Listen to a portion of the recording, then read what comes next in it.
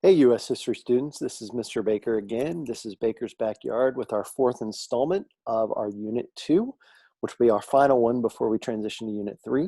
So we're going to focus our attention today on things along the lines of diversity within the colonies as far as ethnic settlement. We're going to talk about social structure. How does, New England differ from the southern colonies and, of course, the middle colonies as well.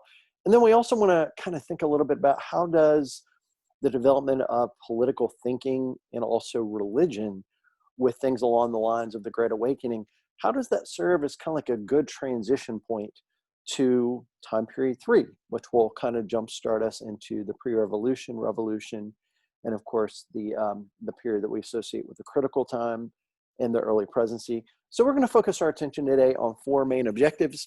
We're going to look at the impact of ethnic diversity on colonial settlement. This could be anything from actual racial groups to places that people are coming from, and of course also religion, etc. Okay. We also want to be able to explain how social structure and political development impacted American and regional identity. Okay. So you want to be thinking, how does the development of, let's say, Southern society, okay, going to be different from the middle and also to a large extent New England, right? As far as social class, etc. We want to evaluate the impact of the first Great Awakening on American society. And we also want to show how it served as a catalyst for independence moving into the mid to late 1700s. Okay. So we want to be thinking about things along the lines of, what are some of the bigger ideas that the first Great Awakening brings up with, fostering this thought about not just religion, but also the idea of independent mindsets. And then we want to be thinking of comparing the effects of colonial society. This is a big picture idea. So guys, society could be, people, etc. Okay, in various regions of settlement. So let's go ahead and get started. So take a moment. You can pause if you want to and kind of ask yourself the question, how does this map illustrate the presence of ethnic diversity, and then also, as you can see, religious diversity? Okay. Did you have an opportunity to think about that if you paused? Well, you notice the importance of places like, Philadelphia when it comes to the idea of, middle colonies, New York. You see a good amount of diversity as far as like Dutch settlement. Remember, New Netherlands was basically that before it became New York under British rule. And then what else do we see? We see quite a bit of diversity in colonies like Pennsylvania, German, a lot of Scots-Irish people coming over. And then as you can see in the Chesapeake, you see a lot of African background with the moving forward of the slavery culture that we'll talk more about in a moment. And then also, as you can see, South Carolina, very similar to that as well. Okay. What do we see with religion? Well, we see some Jewish settlements, okay, which are going to be obviously important in fairly decent sized urban areas. Okay. So Charlestown or Charleston, Savannah, all right, you see that in New York and then also Newport. Okay. And so a lot of you might be wondering, well, why don't we see that in Massachusetts? Well, remember, the Puritans are going to be pretty much along the lines of pretty intolerant toward people that really did not share a lot of their common beliefs, right? Which is why we see the settlement eventually of Rhode Island and then even Connecticut. And there is a connection there, okay? And so ask yourself the question, how are all these different people going to be interacting with some of these Native American populations, like the Iroquois League of Five Nations that we talked about briefly, okay? Very important to keep in mind. Okay, so one thing that we need to ask ourselves that I like to throw out there as a wonderful question is, what would daily life have been like settling in the colonies in the early 1600s or even later? Okay, remember guys, Georgia does not get settled as far as a permanent colony status until the year 1733, right, which is the last of the original 13 that we associate with British colonization here. Okay. And so just a couple of things to keep in mind. You do have some social class division, okay? People are going to, have a desire for land. That was basically a real big idea of, if you're going to be really truly independent, etc., then to a lot of people, guys, land and ownership of land is going to be a key thing. Okay. And so what does this tell us? 2/3 of white families farmed their own land in 1750. It means that they're becoming more landowners, but also keep in mind, for a sizable portion of that population, especially in New England in the middle colonies, this may very well have been subsistence farming. You're farming just enough for you or your culture to be able to survive. This is not going to be associated with what we call cash crops. There will be some, but not as much as you'll see with like the rise of tobacco, indigo, rice, things along those lines. Okay. 1/5 of white settlers had no possessions. So yes, poverty and a poor status is still going to be pretty common in the colonies. And then yes, you do have free blacks, all right, that are obviously going to be impacted by a lot of the laws that are passed in parts of New England, middle colonies, and then of course even the southern colonies. Okay. And so very important that we keep that in mind. Okay. If you take a look here again, we're kind of transitioning to the idea of how was society in the South quite a bit different. Well, keep in mind, you're going to have this relatively small planter elite. Some people like to use the word aristocracy. We'll see on one of the future slides, guys, how does that affect, like, let's say, social class, etc. Well, it's going to have a big effect, right? Because these people are going to be landowners. They're going to be large plantation owners in many cases. There's going to be an association with, of course, slave labor with those farms and things like that. And remember from one of our previous lessons in South Carolina, you've got about 2/3 of that white population that do not actually own any slaves. Okay, so they're going to be small scale farmers in the sense that they're not going to be owning most likely large plantations. Okay, and there's going to be a sizable social class difference between those that are large plantation owners and those that are not. Okay, we also notice, as we saw with some reference, guys, to our previous lesson 3, with some of the wars between some of the British settlers, especially in Virginia. You notice that you have this movement of the native population basically moving further west. Okay, and so again, as we said before, this creates a sizable difference and even conflict, right, between settlers that are looking for land, right, that most likely came over as indentured servants, and of course those natives that are obviously settling there. Remember, a very big difference, guys, between people that were settlers and their mentality toward land that was different was that their argument was many times, if the native population is not improving it, right, establishing towns and cities and visible farms and things like that, that was not a clear indication that they were either deserving or even owned the land, right? So that's a very different approach to looking at those things between those groups, okay? And so therefore, again, we see the rise of this wealthy aristocrat status. Now, one thing to keep in mind, guys, everybody has probably heard the term nobility before. There's not going to be a lot of titled nobility in any of the colonies over in the Americas, right? As far as British settlement, you're not going to see a lot of that. But that does not mean that you don't have established classes, as we'll see in the next slide. Okay. Keep in mind, free blacks had limited opportunities. Again, we saw that on the previous slide. And then also for slaves, very limited with being able to gain freedom. Remember, a lot of your Southern slave codes, right, that were very closely resembling a lot of the Barbados slave codes, made it to where if you were, let's say somebody who gave birth to a son or a daughter and you were a slave family, that in fact, those children would technically be born into slavery, right? So therefore, you notice that some of the codes or laws that were passed in northern colonies particularly are going to do more protection of even things like marriage, right? Acknowledging the marriage of a husband and wife and things like that, right? So you notice a lot of variation there, okay?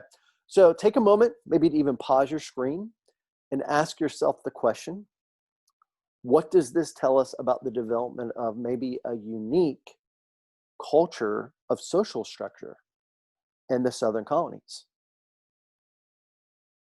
Exactly. We see a very small population of aristocrats. Okay. So people that are in the top echelon. Now think about it like this. All right. So a lot of these people, they're planners, they have land, they have a lot of money. In other words, what advantage is that going to give even their kids and their children? Well, first of all, education. Okay. Good example of that, guys, is somebody that we've all heard of, Thomas Jefferson. Jefferson is benefits a lot from having, a good amount of family influence. And also, a lot of you guys know the story that he eventually ends up going to William and Mary. Now, there's a fun little poke at him, if you will, that he was on the 6-year plan there. Heard a professor of mine tell the story a few years ago. And even James Madison, who went to Yale, Princeton, is actually going to do that in 2 years.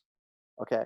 But nonetheless, you're not going to be in a position to do that unless your families probably have money. That is Princeton with Madison, keep in mind. Okay. And so we find, guys, that this is going to have a big effect on your education. It's going to have a large effect on your social classes, you can see. And think about it like this, in the South, who is going to dominate the political structure of Southern politics? And to a large extent, it's going to be these aristocrats. Now, you're always going to have the exceptions where you'll have people that are born into, poor status. For example, Andrew Jackson, who eventually becomes kind of like what you might call a self-made man in a sense. One historian put it, he was born as poor as a church mouse. And of course, we know he went on to become a wealthy planner, and then, of course, a future president. But that's probably the exception, guys, more so than the rule. Okay, but you can see this variation in social status. And my question, guys, to you is, how do you think, first of all, this is, going to be similar in some ways, or compare, maybe is a better word, with some of the social structure that we'll see in other parts of the colonies that are developing, Puritan New England, and even parts of the middle colonies in places like Philadelphia and some of the larger cities like New York City. Okay, so you can see, again, slaves are going to be at the bottom of the social structure, and you'll notice that, again, a sizable portion of your population is going to be that group that does own some land, but they're not going to be, most likely the big plantation owners with, hundreds to even thousands of acres and slaves and things like that. With that being said, how does a system of mercantilism that we talked about affect things moving forward? Okay. Well, first of all, keep in mind, you are still going to have poor. All right. Obviously, the opportunity in the colonies was there for some, but unfortunately, it was varied. Okay. Especially, there's the historical argument out there that there was more or a lesser divide, if you will, in some cases between like northern colonies, middle colonies compared to southern colonies. Okay, so yes, social structure exists, but it is going to be somewhat different. Okay, so you can see here the inequality amongst the people. Keep in mind, guys, charts and graphs and things like that. Very, very important to be able to not only see information, but to also look at it and kind of make some sense of what's going on. Okay, so when we're thinking of northern cities, the question that you want to ask yourself is, what kinds of cities are we talking about? Boston, that is correct. Providence, perhaps. Even it's a middle colony, but it's still a city that's more north than, Baltimore and southern cities, New York City, Philadelphia, places like that. Okay, and so as you can see here, guys, there is going to be a change over time. As you can see, 1775 is, of course, the dawn of the American Revolution. Okay, so you are noticing a reduction and the share of total taxable wealth, that says something, okay, about the status of people. Okay, so what effect is this mercantilism going to have? Well, first of all, when we think of mercantilism, we need to think of trade, right? We need to think of that triangular trade that's connecting the different parts of the world, Europe, Africa, even parts of the Caribbean, and then of course the Americas, the American 13 colonies. What kinds of contributions do they make? Okay, when we're thinking of trade, we think of the importance of urban centers. Again, connecting the rise of these cities and how that represents things like people being more merchants and things like that, rather than just smaller scale farming, right? Or even larger scale farming like you would see. Now, you might say, well, Mr. Baker, these urban centers are going to bring markets where people can sell their farm goods, because let's face the facts. I mean, all of New York is not just New York City. And you're right about that. Same thing if you're moving into western parts of Pennsylvania, further away from Philadelphia, right? You're moving into areas that are not as developed. Therefore, yes, farms are going to be more there. Guys, you got to remember, about 90% of the colonies were considered rural developments.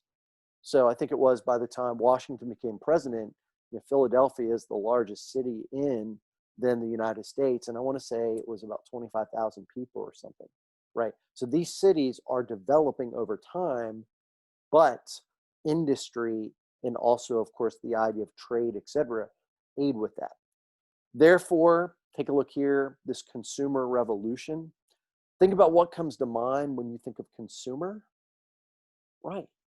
You think of buying things, going into a store, which becomes more common. Back then, it was, there were shops and things, but, no Walmarts, no Targets, places like that. So therefore, what's the big deal? This idea of bringing trade to people is going to be very, very important. Okay. And you can see lavish homes with multiple rooms. People get accustomed to wanting things that they then start to have contact with. Okay. And then, of course, the colonial aristocracy, again, wealth in the hands of a very small defined population. Okay. So this idea, this consumer revolution, guys, yes, you are going to see northern and middle colony cities being larger than the ones that you would see developing in the southern colonies, but they are going to serve a similar purpose. Okay. So what's the big thing with some of the colonies like New York and New Jersey? In New Jersey, you don't hear quite as much about. Well, keep in mind the influence of the Dutch. What was a big thing that drove their settlements? The economy, right? The idea of trade, right? Keep in mind when you think of the Dutch, a lot of times you think of banking and trade, right? And so therefore, guys, you are seeing this development within, especially New York, of this upper middle and even, as you can see, this underclass of people. And as you can see here, the question I have for all of you guys is this: what is going to be the big difference between those groups? Well, as you can see here, a lot of it's going to be wealthy merchants, professionals. Okay, guys, you got to remember back then, even doctors did not have the prestige that they have now. Lawyers, of course, to a large extent did. Okay, other people like that, merchants. And then what do we notice? Middle class. We would use that for artisans and shopkeepers. Basically, people that are, you always hear people mention the small business owners, right? That's where the economy is really built from. It drives a lot of the economy, I should say. Well, it's similar back then.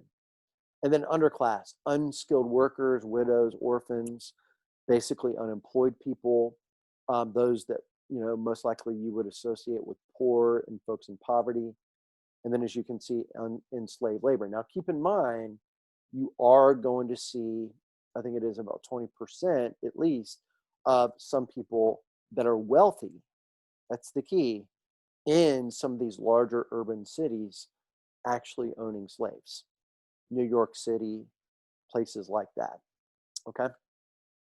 And so the question is, all right, what do we think of when we think of Puritan New England with the idea of social structure, colonial life, etc.? Well, we think of the family, right? We think of, those people that, came to Plymouth Rock and then eventually Puritans, right? And they're going to be very devoted to religion. They're going to come over, guys, keep in mind, family units. That has a dramatic effect on the idea of how they're going to settle and how their society, culture, social structure is certainly going to develop. Okay? And so these Puritans that came over, keep in mind, you are going to see more of a patrilineal society. Okay?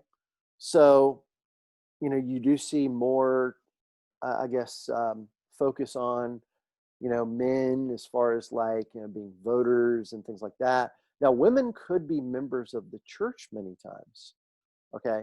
But there is going to be, of course, a pretty big change there.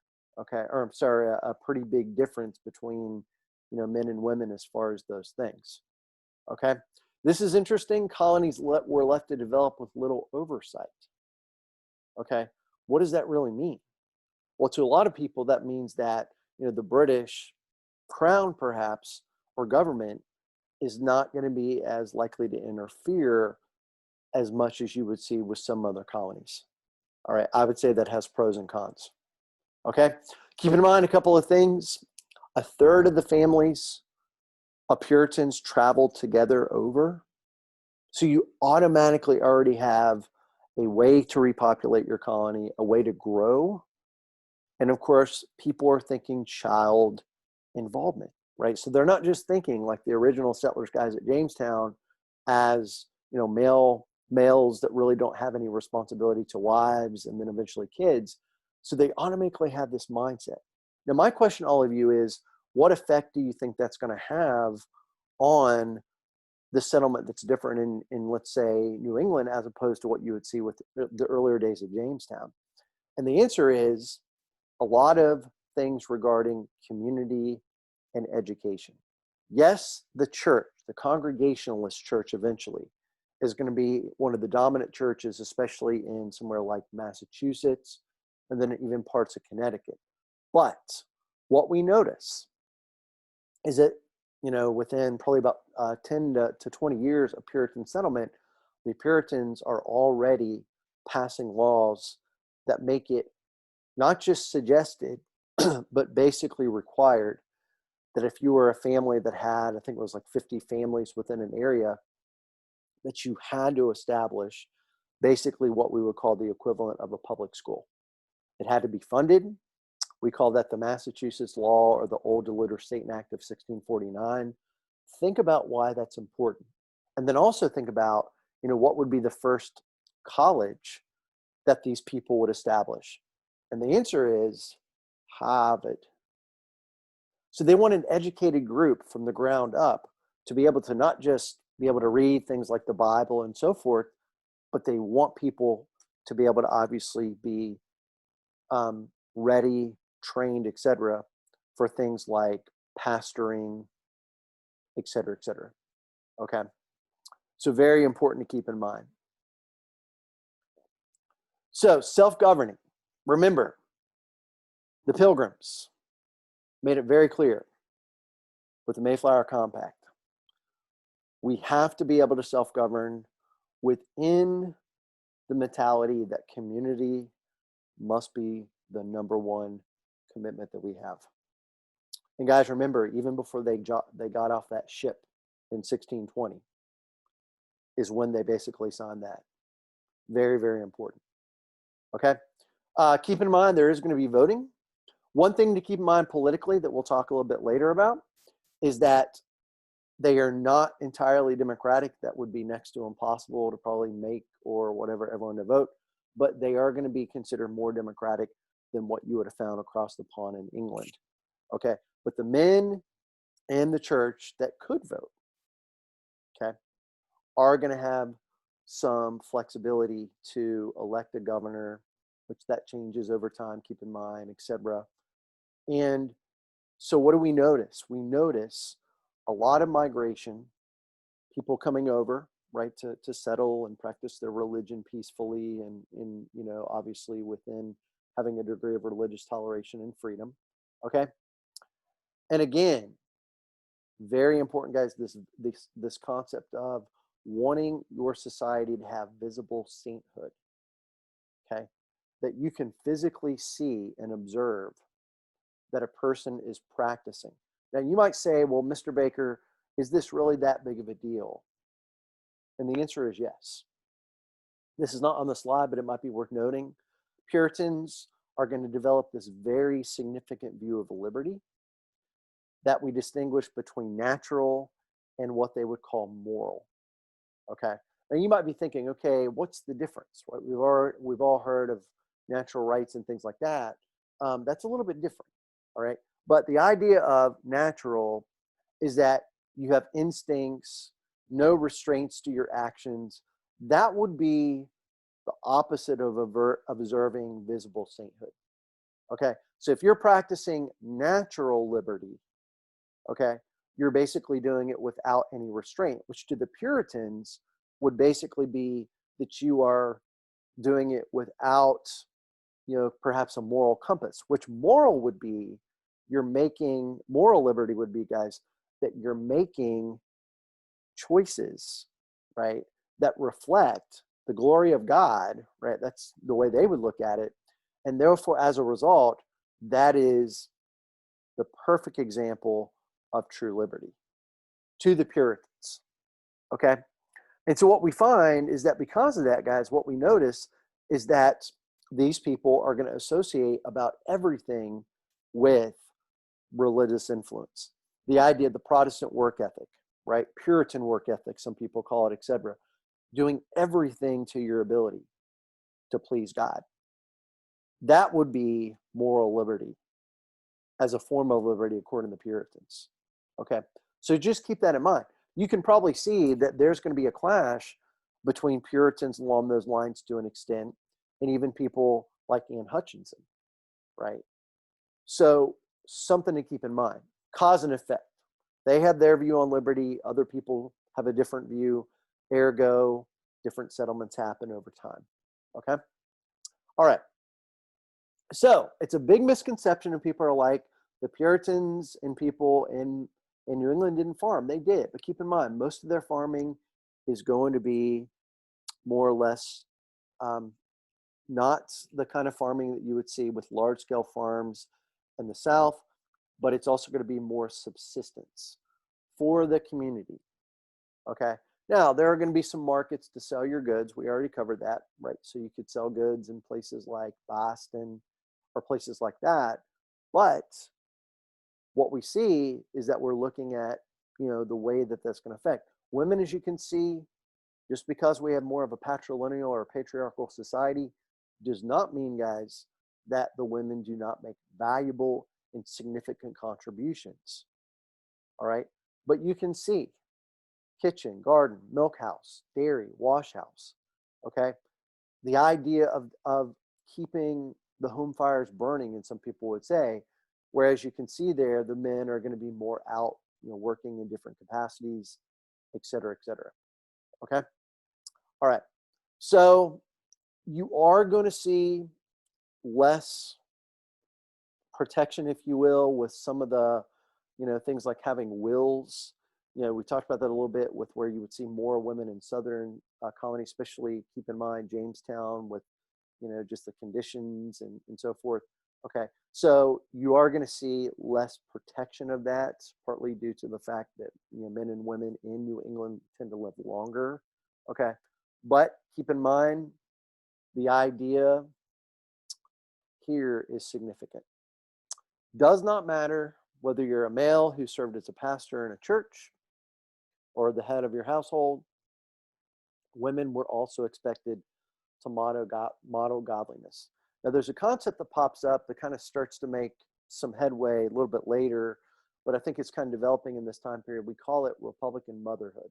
Now, keep in mind, this really doesn't mean you're training your child to be Republican in party or whatever. What it really means is that you're training your child to have good virtues. Why? Because you want to have virtuous citizens that can lead your community. Okay. Now you can use the word community here, guys, in a lot of different ways. You can use it in a very basic way, as in the home, or you can use it in even a larger context, which is global. But at the end of the day, think about it like this. When you have people serving as governor, as the head of a town council, representing you at town meetings, which became really big in Puritan New England, okay, and other places too. In fact, Thomas Jefferson, I think, referred to it as the greatest example of political liberty. So it must be something that even somebody as Jefferson recognized as a significant piece of the puzzle with politics. Okay, you want people to be able to represent the community with good ethics and morals. Okay, all right. So women were scarce in the colonies. This was more, a result, especially of colonial settlements in, of course, the southern colonies, keep in mind. Okay, but as you start to see more women actually settling in those places, you are going to see changes in the law moving forward, because after all, men are going to be living longer. The life expectancy, of course, increases. Therefore, the laws will change. And then the question is, and this is where we'll end, guys, with our discussion today, why does the Great Awakening happen, and why do we start to see an influence of the Enlightenment? Okay, so I have a question for all of you. What comes to mind when you think of Enlightenment, and what maybe comes to mind when you think of the term Great Awakening? Okay, and I would argue that it's correct to put it as the first Great Awakening, because the second one happens about 100 years later, after America is a established nation. Okay, when we think of Enlightenment, we might think of people that really define political thinking, scientific thinking, etc. Okay, we think of using rational thoughts to be able to create political conclusions about things like natural rights, like John Locke, or somebody like Montesquieu, that believed a lot in the idea of separation of powers and checks and balances, or even people like Rousseau that believed, again, kind of like Locke in his own way, with social contracts and all these different things. But at the end of the day, the one big thing, guys, that we see come out of both the Enlightenment and then also to a large extent the first Great Awakening is what you see right here. Okay, is that government has a responsibility for the benefit of the people. Some people refer to that, if you want to write this down, guys, as the common good or the public interest. You see that common expression in many founding documents from this time period and also beyond. Okay, and so what you find is that during this time period, also here, you are going to see a greater amount of religious diversity, and it's and more or less it's acceptance. Now, why would that be the case? Well, think about what's happening by the early 1700s and the 1770s. Okay, America, or the American colonies, have been settled for, depending on when they were settled, over 100 years. Okay, and so what do we notice? Well, we notice several different generations of people that are having a variety of different viewpoints about how religion is going to play into their lives. And not all of them are going to be as committed to the idea of being as serious about religion or as committed as their grandfathers and their moms and their dads and people like that. Okay, and so what we find is that you start to see some clashes and some disagreements between different groups of people within Puritan New England. I would say probably you hear the most attention brought to the First Great Awakening in that area of colonial settlement. Okay, but think about it like this. I mean, you've got different people, the new lights and the old lights. Okay, so what's the difference? The old lights were the folks that were like, okay, let's kind of keep tradition the way it is. There's something to be said about the way that we've always done things.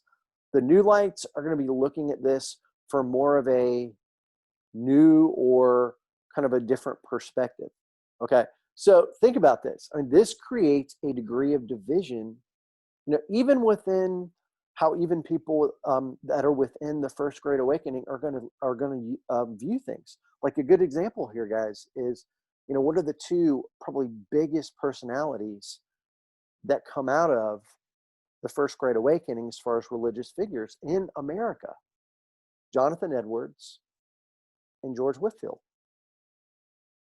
So what's the biggest difference? Well, Those of you that are familiar with Jonathan Edwards, Sinners in the Hands of an Angry God. Okay?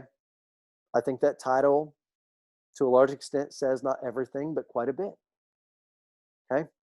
You know, your job as a Christian believer is to basically please God. And if you're not, he's angry, and you got to please him. Okay? Some people would say, you know, that sinful nature idea, which, by the way, a good number of people that believed in the Enlightenment are not going to see eye to eye about that. All right? We'll come back to that in our next unit. Okay? But what we notice is, guys, George Whitfield, he had a little bit of a different approach. And he also had a very influential colonial personality that actually helped him publish many of his works and his sermons.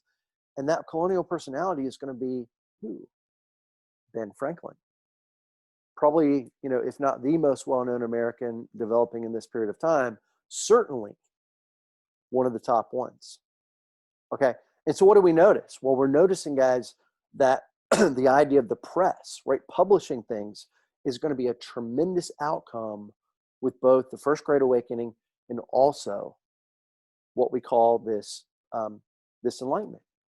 Okay, you know, what was it in 1725? I think it was. There were like 5 newspapers in colonial North America, the way we think of it with British North America.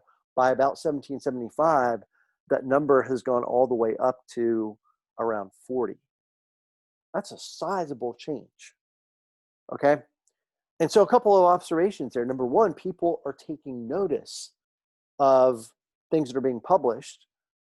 You know, we are obviously have the printing press by then. And secondly, guys, according to estimates, about 3/4 of American colonists that were men were literate in some way. Now, maybe they're not as polished as somebody like Franklin or somebody like Edwards or whoever that is, but they do have some literary or literacy that they can use. Okay. And so what do we notice? Well, take a look. Just a couple of things. Leaders feared the royalists gave lower class whites, free black people, women, and the enslaved a reason to critique those in power. So what does that mean?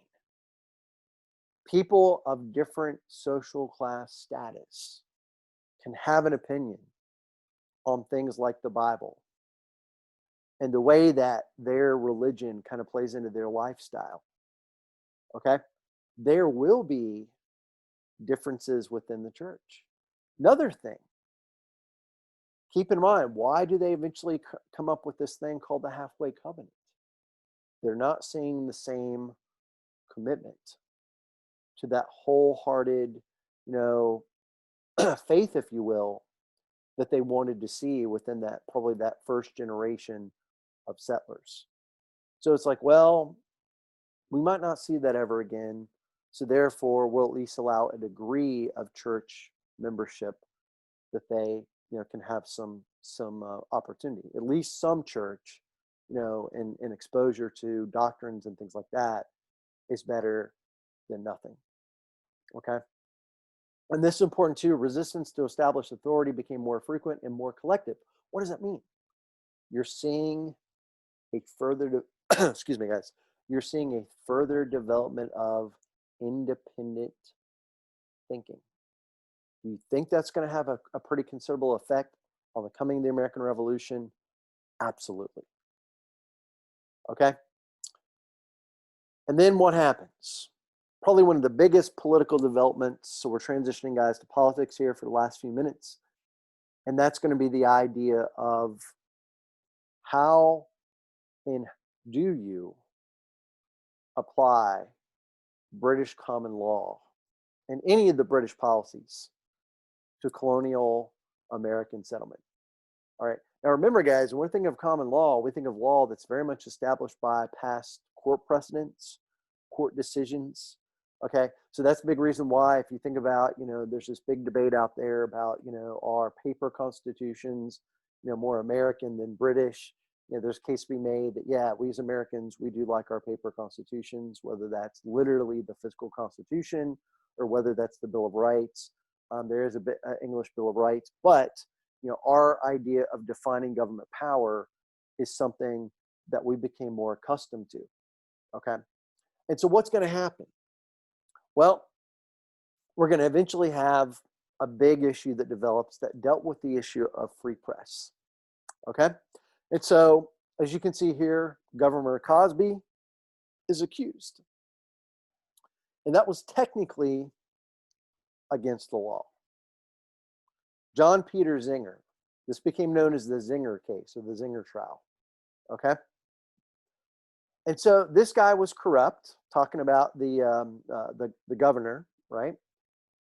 But it was still considered, according to British policy, guys, or British common law, if you will, it was still considered not abuse of power, excuse me, but it was considered a violation of the law to formally even say something about an official, even if it was true, openly like this.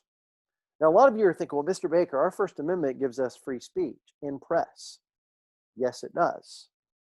But that is not added to our Constitution until 1791, and we don't have a Constitution yet. Okay? So, the question is, all right, does this guy have a case? Yeah. I mean, he's going to say, Andrew Hamilton is going to argue on his side. Okay? And eventually, is this seditious? Yeah. But the other side of the coin is libel. Okay? Libel is basically something that's in written form, not spoken. Spoken would be slander. Very similar, different terms. Okay? And so what we notice, guys, is that eventually, technically, this guy was like, okay, I went against the established precedent of British law, but as you can see here, they acquitted him. The colonial jury did. If you're kind of wondering, was acquitted, basically means that they let him go, right? It's kind of a stuffy-headed legal term. But the result here, guys, is you're seeing that free men are going to be encouraged, be more active in politics, be more active in this and that. This court case, guys, if you think about it, is going to be something, if you think about those that are, still alive in the 1770s, 80s, and 90s, they are going to remember this case, especially people that are well thought and also well read, right? So the Madisons are going to be aware of it. The Alexander Hamiltons are going to be aware of it. The Thomas Jeffersons are going to be aware of it, et cetera, et cetera. It basically becomes really, really important. Okay. I want to remind you, that was a quick run through, guys, of this, that your week 3, excuse me.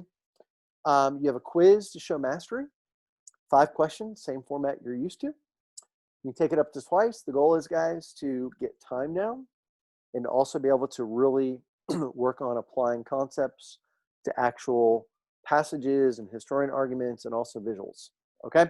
You have a document assignment that you'll be working on that deals with a few of these issues from this week and last week that will kind of build upon your skill there, okay? It's encouraged to have that done by class time on Thursday. It definitely needs to be submitted by the end of the evening on Thursday or by the end of day 2, okay? All right, our office hours this week are going to focus on a really neat introduction to writing skills. We're going to start to look at things like contextualization, comparison, and then we're also going to start to look, guys, a little bit more at the concept of causation. All of these things are going to lead us into that. So that'll be a separate video and a separate lesson, but that will be something that we spend some time on in that session if you can make it. If not, make sure you watch the video because we are going to be using those skills to build upon things. Okay? Stay safe, stay good. As always, feel free to email me with any questions at baker@franklinacademy.org. Otherwise, I look forward to seeing you next time. This is Baker's Corner, Baker's Backyard, signing out, and I hope you all are doing well. Thank you, and take care.